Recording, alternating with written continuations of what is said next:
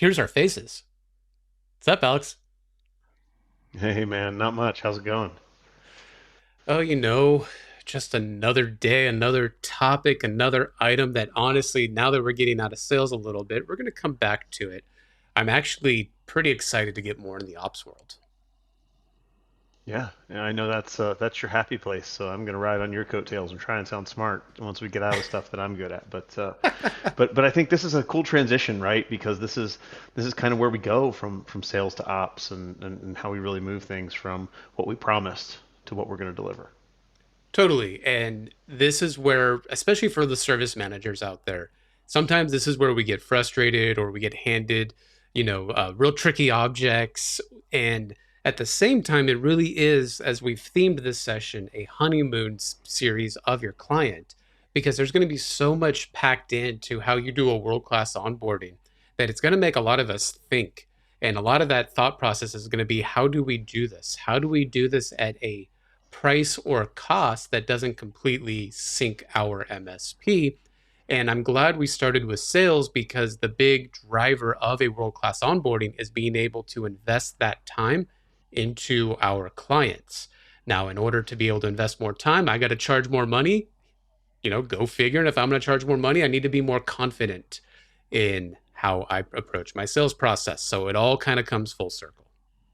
I thought you were going to say you're glad we started with sales because that's the thing that costs so much freaking money. And it's not wrong, right?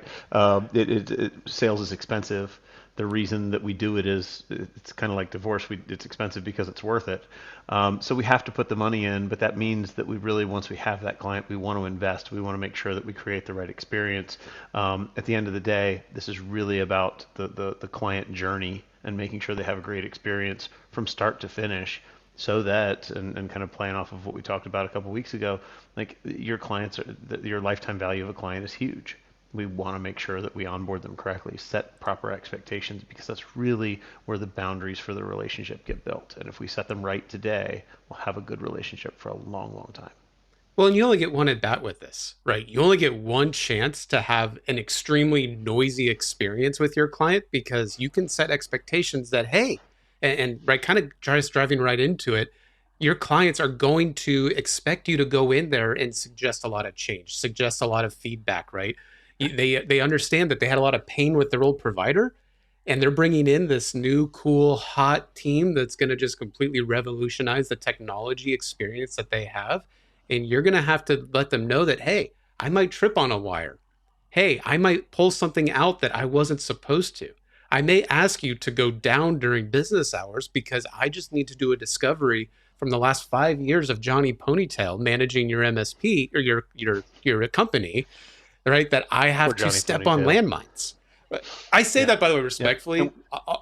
I had the ponytail. it's jealousy when I say it, but yeah, when we get in these environments the first time, we're always like, it's like went in and we looked around the network, we poked around, we think we know what's there, and then all of a sudden you pick up a rock, right? And you realize all of the years and years and years of things that have accumulated there that are just hiding under the rocks, hiding in the corners, and this is where we find them all. Chris Weiser always tells his group, like, he's big on talking about risk, right? And he focuses on this thing he calls the risk sandwich. And he says all the risk that exists in the environment, who's going to eat the risk sandwich? Is it going to be you or is it going to be your customer, right? And my retort to that is simple. Like, when we do an onboarding, that's when we're uncovering all the risk. And at the end of the onboarding, we need to go put our little risk sandwich in a paper bag and go set it on our client's desk and say, here's all the risk I found when I onboarded you. You eat the sandwich, because until I tell them, I own it, right? If I Yeah. uncover a bunch of crap when I'm onboarding that customer, I made a promise that I could secure this network, and then I open up the kimono and everything's broke. It's really the opportunity for me to go back and reset expectations so that for the life of this customer, we're in a better place.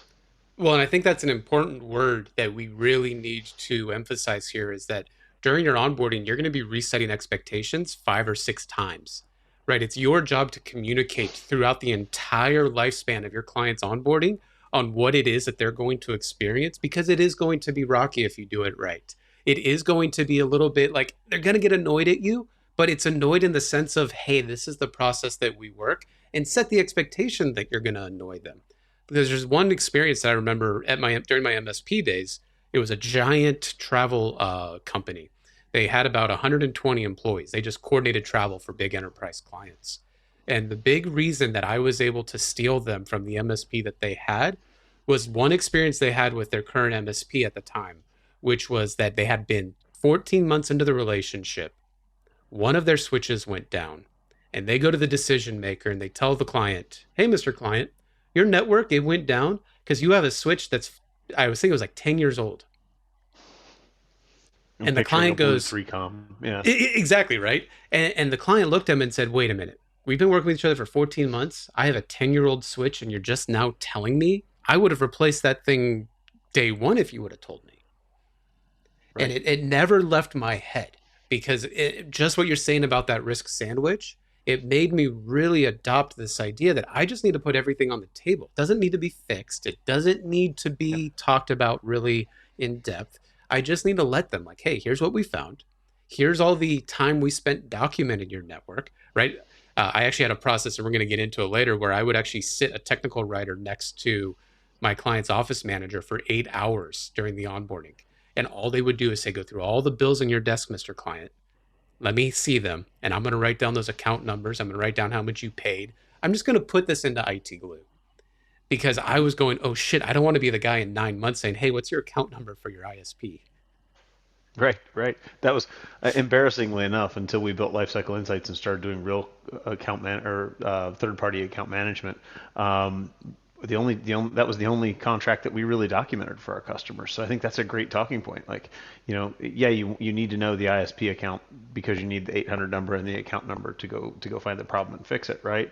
But how many other vendors are out there now that as we get more and more cybersecurity aware, that we ought to be doing some mini due diligence, mini risk assessments, mini business impact analysis on, and helping our customer understand the risk that that client brings to the, or that that vendor brings to the table, along with just showing up with their product or service. Honestly, I think it's your responsibility. I think if you're going to be in this day and age and that technical provider, and a lot of these providers now, even right, MFA is required. You don't even get like bank statements and ISP stuff, right? It just text messages the office manager to log in. It's no longer something that you can control with a checkbox. Not only do you need to now go into that step of documenting that stuff, why don't you actually try calling the ISP and say, "Hey, can I get an account on file? I'm their trusted technology entity."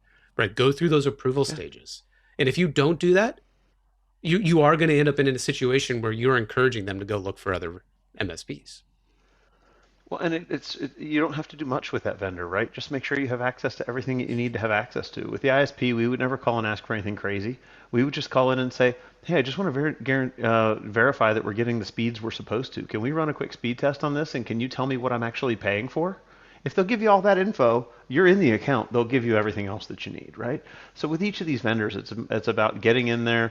BJ's pointing out that they're getting LOAs with their vendors, so a letter of authorization, so that when they need to do something, when the shit's hit the fan already, right?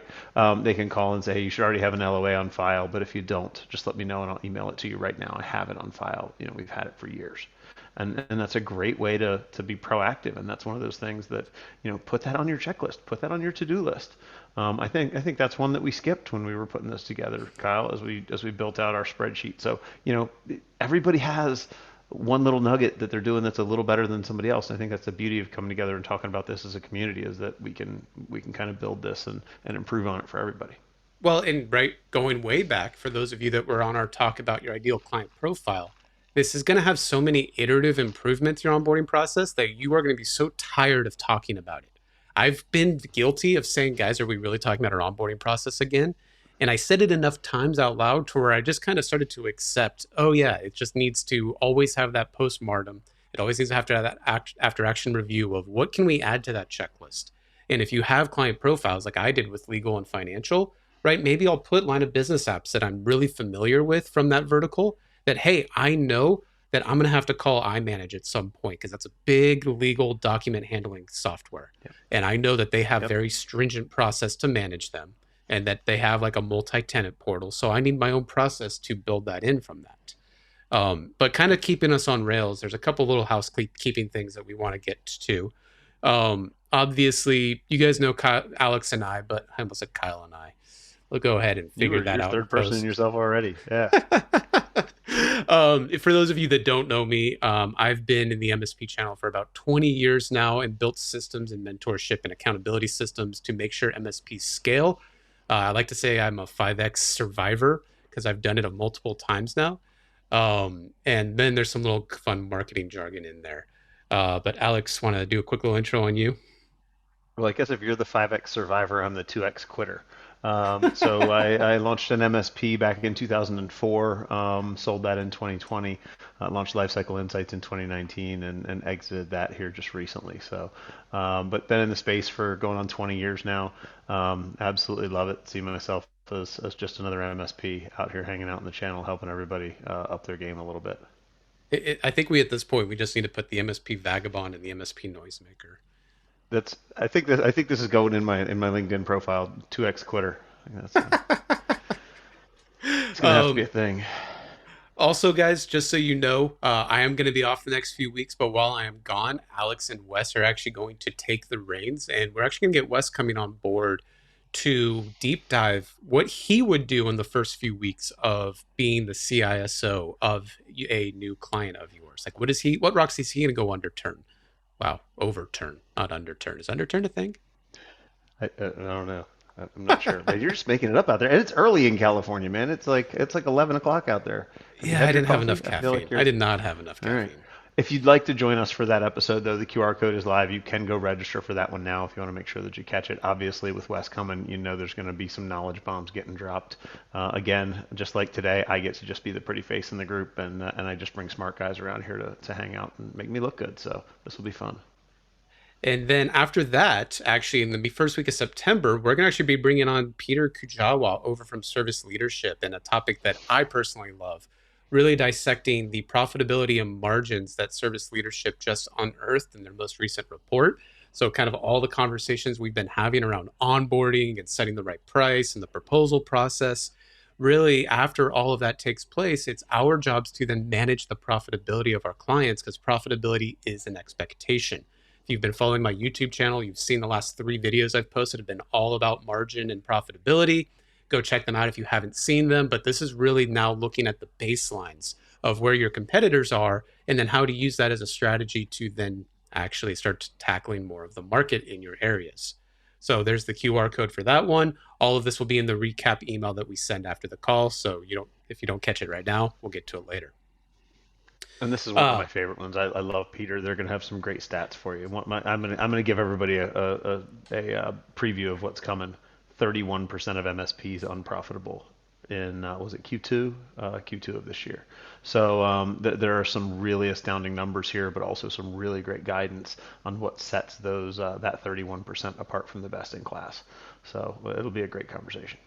it's actually why I'm able to guarantee all my clients I'll improve their margins by 15% because it's one of those things where we keep the eye off the ball. I've had a couple of people call me out and say, Kyle, that's just marketing. I'm like, no, it is simple. We just need to build mechanisms to make it accountable. Yeah, yeah. So The bar's in low. the bar is low in our channel. So let's go ahead and look at how we're going to start building some relationships and get into a workflow. And the big process that we want to give you guys at the end of this call is an actual checklist that we develop live. So let's talk about that a little bit. So there's consistent communication, right? We're starting this right off the bat. The foundation of building a successful relationship with your new clients is going to be consistent talk. You got to call them, you got to talk with them, you got to talk internally about them, and you're going to need to build consistency with that. And I don't know, Alex, if you did this at all. And I did this at Sierra Pacific Group. I did this at my MSPs.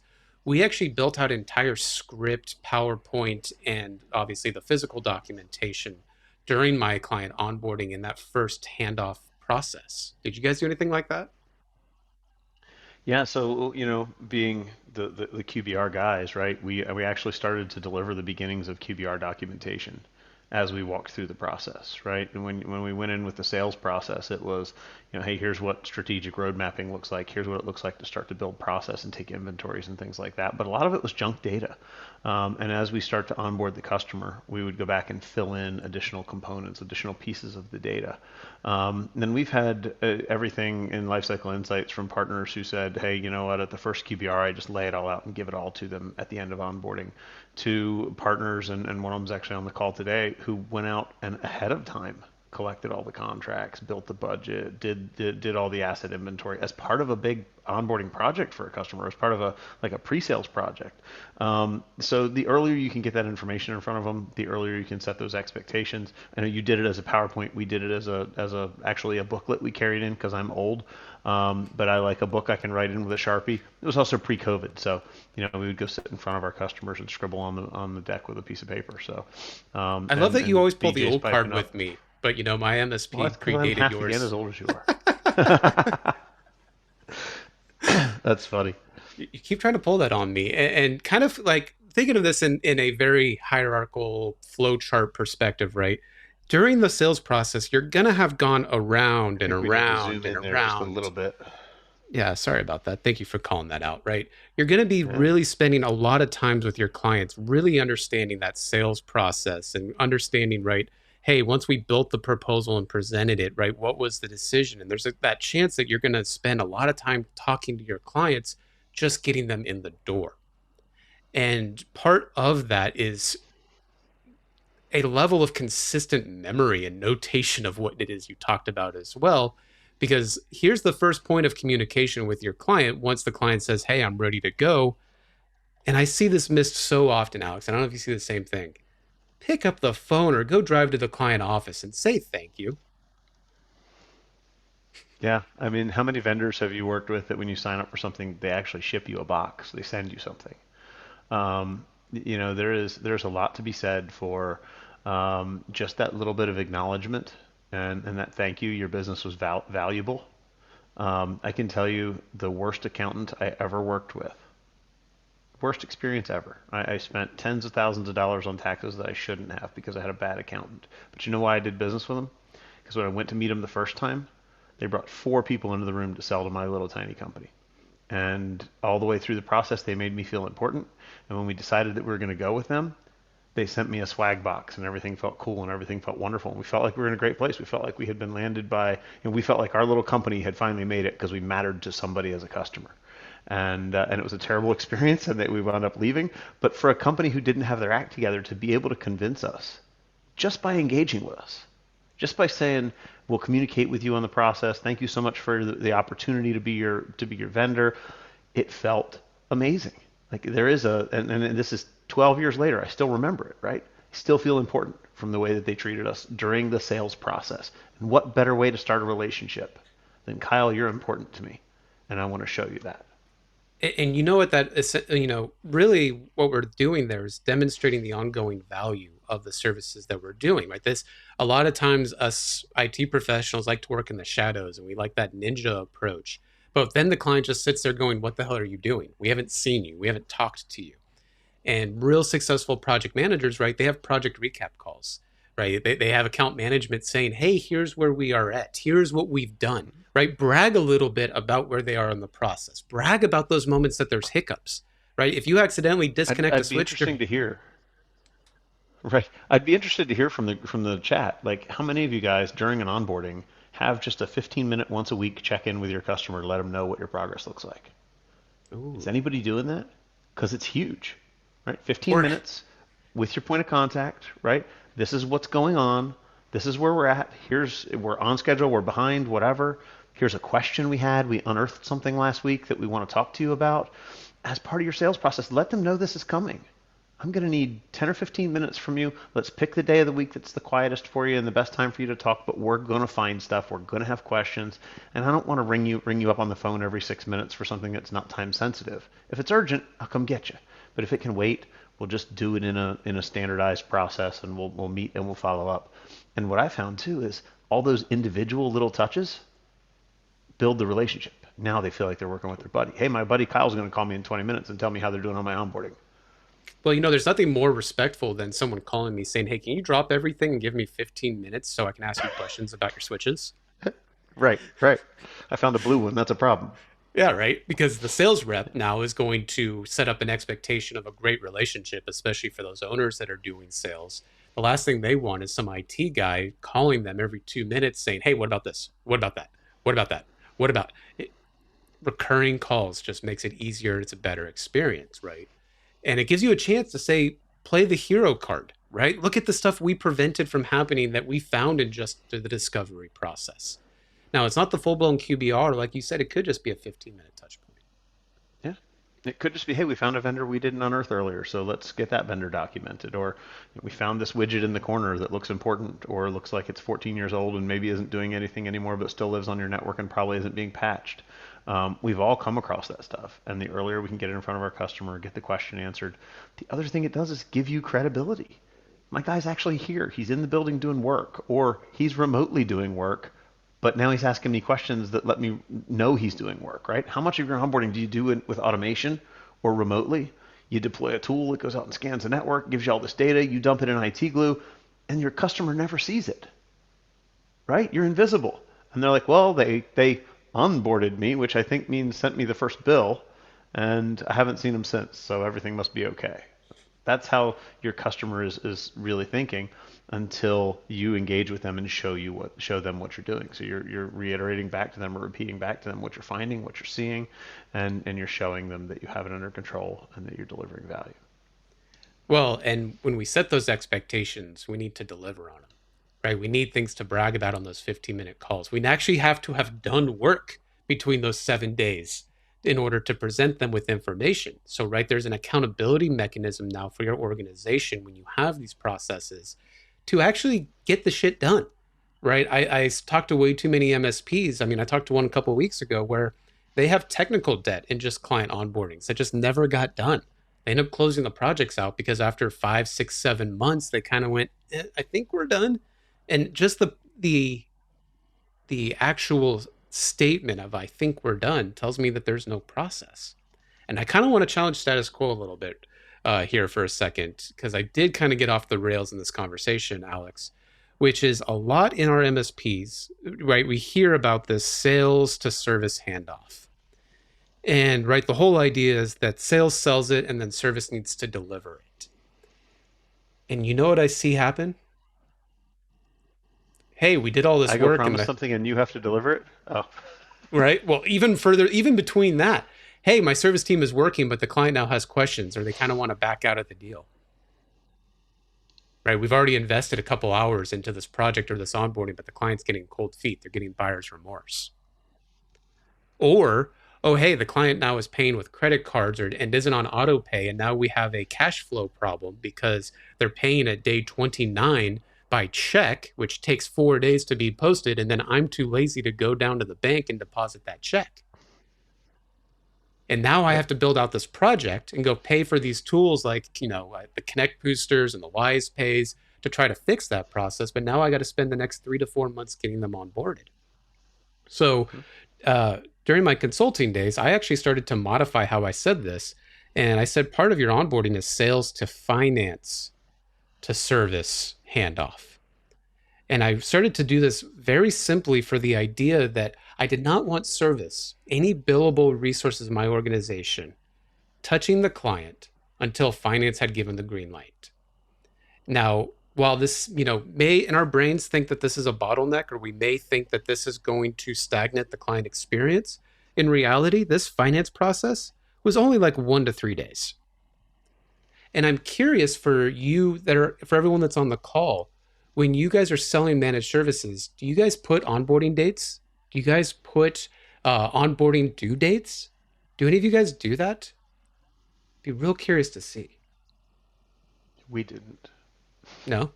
We would have a conversation. Look, if you sign the paperwork today, we'll be able to begin your onboarding in 4 to 6 weeks, whatever that time frame looks like, and then we're going to need 90 days to get you properly onboarded. But I was always a little shy to put a guarantee out there. Well, right, because then I have to deliver on that.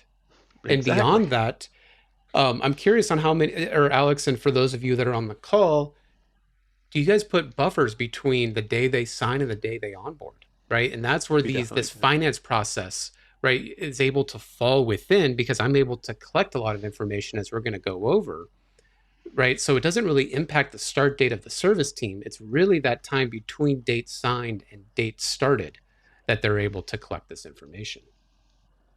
Yep.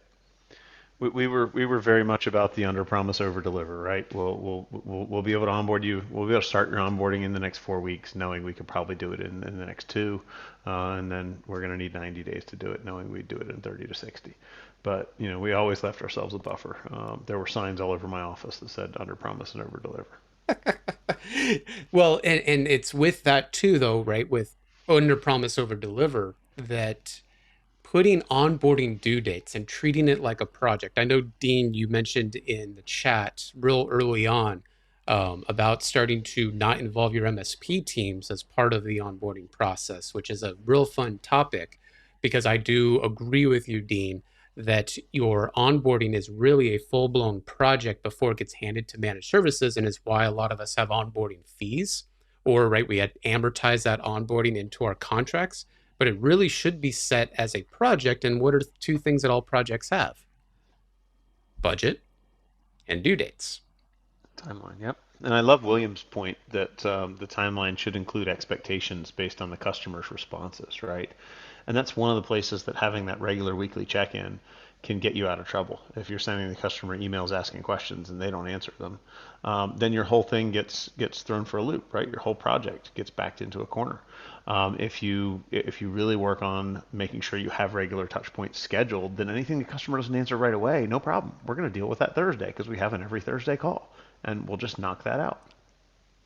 Especially for those things that are like I talked about with my travel client, right? Where we find a switch that's 10 years old, that's been out of support for the last 5 years, right? I can tell them, like, hey, is this something that we want to tackle right now? Or is this something we can put into your budget, right? We can now set the priority of, hey, we saw it and we're going to throw it into the budget, but this might be the first thing that we ask you to purchase.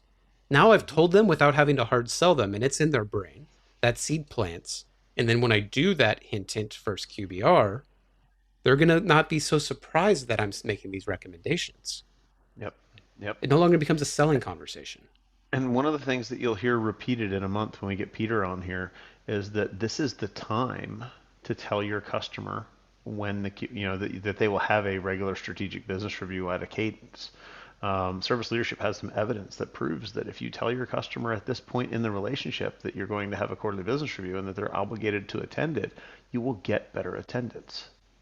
The data actually points to that. So I like Eric Bowling's point too. He says, at this point, the starting date for the contract, they not only show them the starting date for onboarding, but when they'll actually receive the first bill.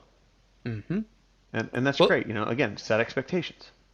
well, and then for the owners on the call, right, we look at work in progress a lot, or we should, right? And that work in progress is when the revenue sits between deals signed and revenue collected on a P&L.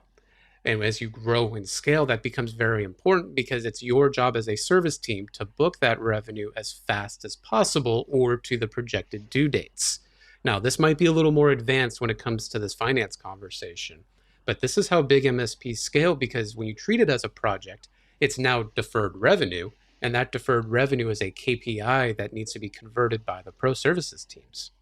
And kind of going back to our sales to finance to service workflow, it's this in between stage that you're able to actually do a lot of white glove for your client. And like we mentioned, right, this is where you're able to really figure out what account manager or a client success rep is going to be the best fit for your client. So when your finance team is able to create the project for the onboarding that the client's going to receive, and also set up the agreement inside of the PSA. I can't tell you how many times at my MSP I would have a client onboarded in the early days, and my help desk would immediately go, hey, what agreement do I book this ticket to? And I'd go, oh shit, we forgot to set up the agreement. Right. And then you got your whole team scrambling to set up the agreement so that they can work the service ticket without the client getting an invoice. Or you're sitting there writing off worksheet or timesheets to make sure that the client doesn't. And what happens is, in that hurry of the project and the agreement setup, you set it up wrong because you're just trying to do it Mm-hmm. to get to the client. So, Yep. right, we got to keep that in mind. Now, And it here's only here's a takes top tip. 371 clicks in ConnectWise to create a new agreement. 371, Totally. 372, somewhere in there. Like, it should be easy. You should be able to do it Right, it before should be lunch on a totally Tuesday. easy. Yeah. I'll be Yeah. honest, that's where a lot of the power of ConnectWise is. But here's the big Sure. one, guys, is a white glove experience for auto pay. And this might be a little bit different than what a lot of us hear, but have your finance team, whoever's making this agreement, and I know a lot of you might use automated payment portals like a Connect Booster or a Wise Pay, but have them give the client a call and say, hey, Mr. Client, thank you for signing up. My name is Joe with the finance team here over at Acme MSP. I want to make sure that you had a good experience and you're able to enroll in payments so we can have a timely project, right? Can I help you set up for ACH? Can I help you set up for credit card? Whatever you feel about credit card and ACH, I know, Alex, you and I disagree about this a little bit. I say don't ever let clients pay with credit card. It's just not worth your time or treasure. You like to say just make them pay 3% more and collect credit cards. Yeah, I worked in a weird niche though, where a lot of my clients couldn't ACH me, and so credit card was an easy alternative. And when I'm talking about a, five or $10,000 a month contract, if I've got it priced right, 3% for credit card fees are not gonna aren't gonna be the end of the world, right? If I'm at 60 points of margin, 65 points of margin, we'll be fine. Now, if I was scrapping for business at the low end of the scale, and I was bringing on folks at $50 an endpoint and bringing on three endpoint customers, 3% starts to take a hit, and your margins probably aren't as strong as they ought to be in the beginning. So, know your business, know whether or not you can afford it, and build in regular price increases anyway, so that you can claw that money back in the future. But Well, even as a beyond general, like that, well, and as a general rule, sure, is ACH better? Absolutely. But I'm not going to create a collections issue over 3%. no, for me it was more of credit cards expire, people forget to update them, people pull them Yep. from the portal. So for me it was more of a cash flow conversation with ACH. I know I can pull it. I know it's going unless right, if they don't have funds, that's a whole other conversation, right? But for me, Right. it was time to cash, which is extremely important because we Yep. sometimes with how we run the cash flow of managed service departments, I need it collected ASAP. So that Hmm. experience of the account manager or your finance team calling the client saying, "Hey, I want to make sure that we have a it says your start date is September 1st. I want to make sure you're set up for auto pay so that we can go ahead and make sure the first happens." Right? They're kind of being that traditional finance department of, "Hey, service sold it to you, but for you to get service, you got to get through me." Yep. Yep. Now, it's in this now that right this finance stage, and we talked about this. This is that 1 to 3 days or that buffer between their start date and the signature date. This is all the stuff that's happening there. It's really when that account, your finance team is saying, "Hey, project manager, this client needs to be onboarded," and that could be some of you service managers, that we need to have this internal meeting about the client. Now, Alex, why would we want to do that? Why would we internally want to talk about a client before they start? Right. Because they call the help desk and start asking for dumb things when our help desk doesn't know they exist. Are you My saying that your favorite is client they might didn't have any pain Right. when they Right. started? My favorite is they call the help desk, and the help desk answers the phone. Thank you for calling my MSP. How can I help you? And the first thing that comes up is, oh, well, your people were just in the building and broke everything. My people? What building? I don't even know who you are. And that is not the experience we want to have with our customer, right? We want to have them call in and say, hey, I have a question. Oh, you know what, Mr. Customer? I heard your name this morning in our meeting. I know you're in the middle of onboarding. Let me get you in touch with the project team who's working with you right now. They're going to be the ones who are going to handle you until you get released to the help desk. Well, I think that's and the smooth and clean way to handle it, and it just sounds like you've got your stuff together. and from a sales perspective, the client's going to tell us a lot of things, right? We're going to be discovering a lot about them. And sometimes back in my early days of being an operator, I used to get frustrated because I'd be like, "Oh, they did all these handshake deals and they made all these promises to client about turning water into wine." But over the years, I started to realize that every client has a need when they get onboarded. And it was Hmm. our job as service to put out the small fires that we could, just so that we could build the breathing room to do a real proper onboarding. And that most of the time that's going to happen. And I just need to, it's not really that I need to accept it, but I just need to formalize and systematize a way to put those fires out. So by having that internal new logo kickoff meeting, right, we were able to get those all on the table. And the project manager of that onboarding was able to adjust the project plan, which would then be presented to the client, hint, hint, that then they would say, oh, cool, the things that I told that sales rep are actually on that project plan, right? That's really setting that world class service feeling with the client. And then we call the client and say, hey, we got to have a call. We got to kick this off, right? As simple as this is where you have that first meeting. And I should probably find my old PowerPoint, and maybe Alex, you still have your old PDFs. That's something to share, of just the things that I would put, right? Because that internal client kickoff meeting, right, where you're saying, hey, day one, I'm going to be in your office. We're going to bring lunch and we're going to talk about what your onboarding is going to look like. I'm going to show you what this project plan has. I'm going to show you all the things that I'm going to break during the onboarding, right? I'm going to show you the landmines that that my RMM tool is going to cause. But Maybe those I'm are a going to need. thing, right? We go in and we find a brand new customer, and I can tell you, looking at thousands of MSP end clients at Lifecycle Insights, their average Microsoft security score when an MSP picks them up is 32. That's a percentage, folks. That's not a made up number like a credit score where it's out of 37. That's 32%. So the day you bring them on, you're going to go check a whole lot of checkboxes in 365, and then they're going to get banners, and they're going to get blocked email attachments, and they're going to get MFA prompts. These are things that get in the way of them doing business. So we have to set expectations to say, in week 3, we're going to dial in 365. And here's what the new correct behavior is going to look like. And here's information I need you to disseminate to your team because we're going to break their workflow. And they need Well, to no, know that that is, we early may check a and they need to be box. ready. They need to know we might check a box and forget that we needed to tell them that we checked that box. It's going to happen as these security scores go up. And we need to be very transparent to them that, hey, guys, sometimes we're going to forget to tell you about something in this first 60, 90 days. And that's Yep. just part of our process. We just need you to be flexible enough to call us, don't beat us up, and say, hey, I'm getting this weird prompt now for something called Microsoft Authenticator. What is this? Yep. And Yep. this was no different, guys, than back when Alex and I were doing our MSPs, because this was the same thing with group policy and password resets, right? This was the same thing if you'd go in there and, right, they would have a single password expiration policy. And we'd have to go in there and we'd have to set it. And then everybody in the company would get the email. And then we'd forget we also need to reset the admin password, right? And then all of a sudden you'd have all these other things break with LDAP. So it's same game, different platform. Mm-hmm. Yep. And it's just one of those things where setting the expectation ahead of time buys you a ton of leeway with your customer. Now, Alex, I think you already kind of brought the cat out of the bag. During that meeting, schedule your QBRs. They're excited to see you. They are excited for this experience and they know that they're going to have to adapt to your service. Right? I know they say schedule your 60-day QBR.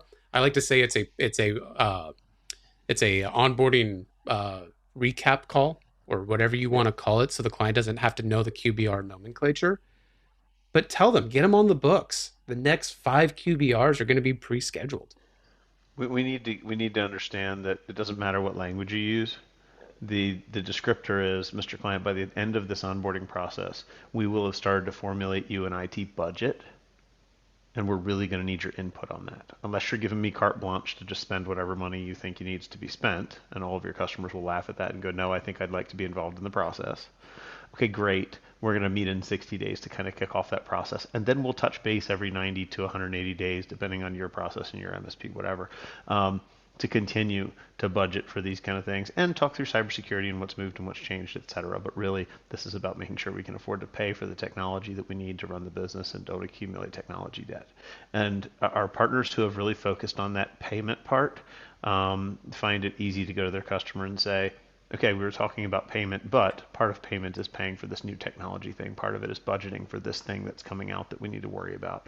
But if you focus on the money, your customer's never going to say, I don't want to attend that meeting where you build my budget for the next 18 months. I'd really like to have some input on that.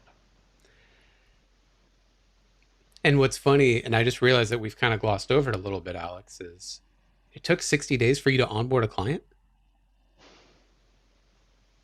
Take 60 days to do it right. It might only take 30, but we're buying time here, right? We want to make sure that we get it all done. And I was the same way. We actually budgeted around 100 hours to do our client onboardings. And yeah, that's kind of a blanket, and it wasn't that simplistic, but in my mind, from a financial conversation, I wanted to do all the investment into my clients in the first 3 months, the first quarter of their experience. I wanted to make that as unprofitable as possible. And I know that's a weird strategic way of looking at it. But for me, after a single quarter, I needed to start recouping my ROI. Right. For me, from a service director perspective, I wanted to ensure that every time after the first quarter of that client experience, because I did amortize my onboarding, right? It was a part of my fee, so I could have a $0 onboarding from a strategy.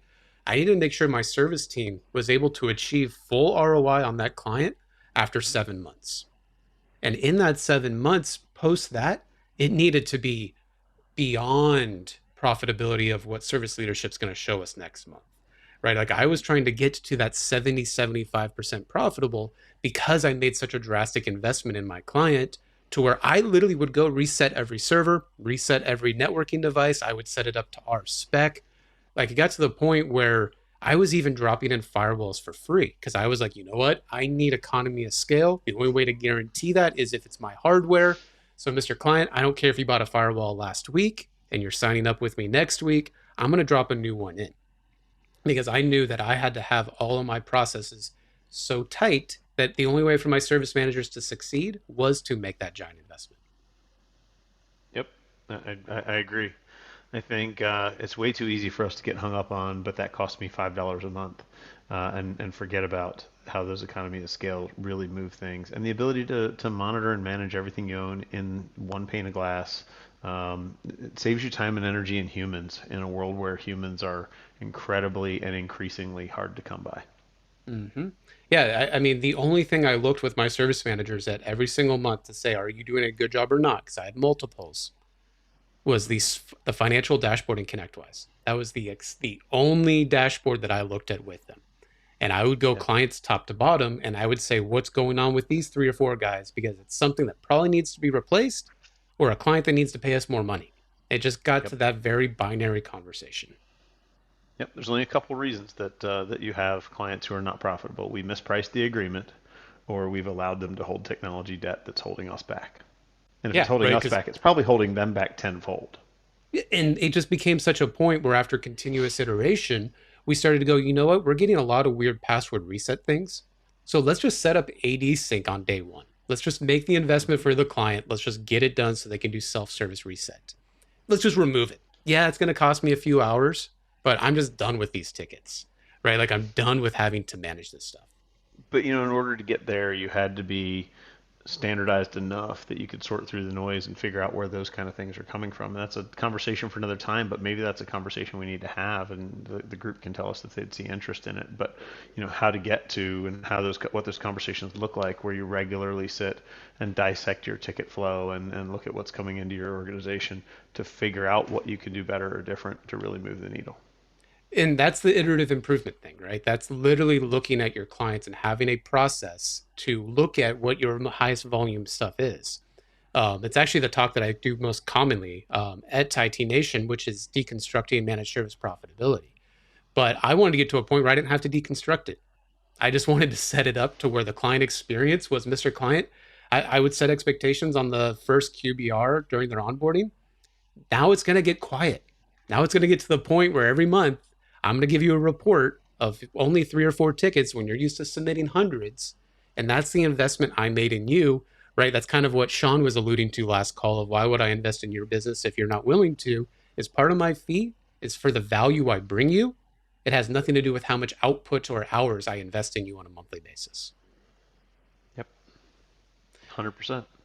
Now, in that, right, what you guys are all going to build out over time, and we kind of guys got you started, is it's this technical onboarding requirement that a lot of us obsess about as MSPs. Everything above this was kind of probably new for some of you.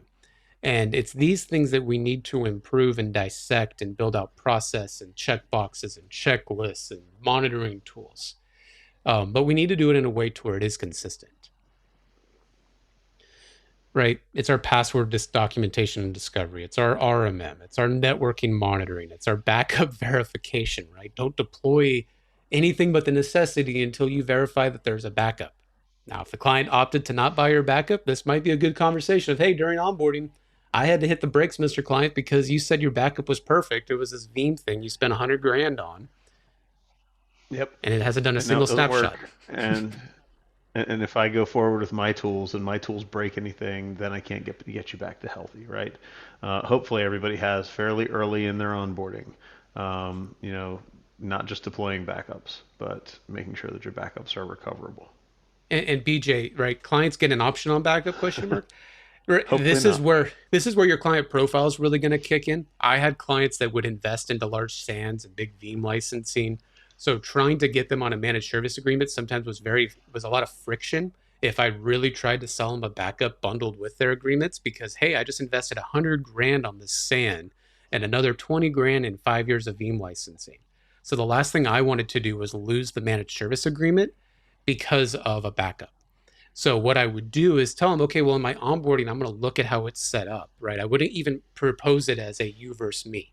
We're going to look at it, make sure it's set up correctly. And if you truly do have it set up right, then cool, we'll just take over management because I did support Veeam.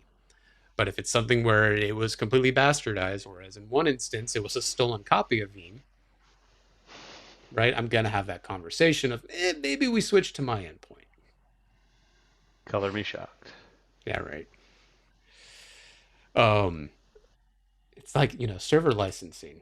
Just it's just hey, it's licensed. I didn't look for the Yeah. the VLSC or the Right. certificate. The average MSP, there should be no discussion about this. We show up, we bring you our backups because if things go sideways, you're going to expect me to recover it. And you don't want your Ford mechanic working on a Bugatti the day that recovery has to happen. Hmm. But right after we do backup, right, that's when the actual malware and vulnerability manager gets deployed because we know it could kind of start to mess things around. We would do some Active Directory hygiene right off the gate. This could be 365, whatever they use to manage their users, mainly because I wanted to know truly how many users they had since I did a per user pricing. I wanted to get that clean so I could set up the user centric syncing with ConnectWise Manage so that my finance team could start to figure out what their invoices would look like, right? This is where you would do kind of your GPO or now your Intune type analysis and resets, your Office 365 admin access, including your licensing cutover, right? Can I get it to where I'm now billing it? And maybe I didn't have that conversation with the client in the beginning, right? You guys get the gist. A lot of this in here is that typical let's do the work, but I would always recommend to go one step beyond it and don't try to sit there and win these as projects when I see this too often of I'm going to sell them a GPO and Active Directory project because it's going to take more hours than Yeah. what my services will allow for. Yep. Why have that battle? The well, and you mentioned that you like to give onboarding away for free. It is a very powerful It tool was not free. to okay, amortized out across the services, right? So, Yes. so you're definitely you're getting your money back, and you know your math problem. But way too often we're looking at that client for the first month, 2 months, 3 months. We need to make sure that we understand if we're doing this right, we're signing long-term, multi-year contracts. I'm not Mhm. giving away onboarding in a 1-year contract. No way in hell. Um, and then are we looking at this from the perspective of your goal was 7 months to profitability, right? We kind of did a thing where on a 1-year contract we would charge you for onboarding. On a 3-year contract we would credit it back off of your first 12 bills. So we would Yeah. break it out over 12 months. And if your onboarding was going to be $12,000, we'd give you $1,000 off every month for the first 12 months. And that way we could not have to get hit with it all up front. We'd be able to kind of balance that out and play it out with the customer. But a year in, we were full profitability with that customer, and they were standardized because there was no reason for them to say no to anything. Yeah, the whole idea, right, is we have to win these managed service agreements, and I'm going to say it 1,000 times. I think we do too many little things that make us win projects before we win managed service agreements, and then wonder when we make the client all squeaky clean and quiet why they don't sign the agreements with us, or why they walk away because they got, hey, here's 7 quotes on before you're even my client, and you need to sign all of them to be my client. Like the first MSP where we did a lot of dental offices, I gave them the firewalls, I gave them the servers. It was just bundled into the cost of the agreement because I knew that they were cheap. And I didn't want to have a conversation after a year talking about those servers. right? And why they needed to have Active Directory because I needed Active Directory login for HIPAA. So there was these things of make it frictionless because it does need to be an over like a white glove experience to where they don't ever balk at any of the conversations you have after and doesn't feel like you're always going to the feeder pellets to say, hey, Mr. Client, give me more money, give me more money, give Yeah. me more money. And you said it. This is about being frictionless to work with, and I'd encourage all of you to pick apart every part of your process and say, does this add friction? Does this create friction? And what can we do to strip that layer of friction out? And you watched us do it as a software company if you were a Lifecycle Insights partner. Do you need help? Do you need somebody to train you? Do you need somebody to teach you? No problem. We'll just show up. We'll give you the content in recorded fashion and in live content and in help desk articles and documentation, right? How many ways can we put this in front of you so that it's easy for you to digest? And do the same with your customer. Just pick apart every portion of their journey, get out a sketch pad, and just sketch out your journey just like this.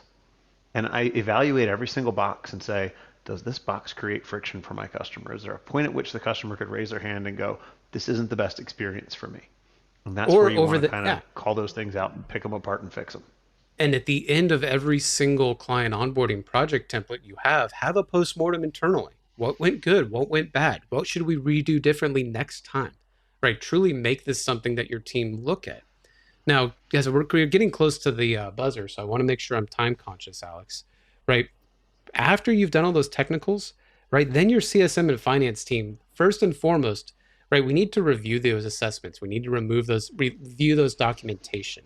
And not only that is the finance team needs to do a quick reconciliation to true up the PSA and the quote that they received, right? Did the number of users change? Did the number of endpoints or nodes change?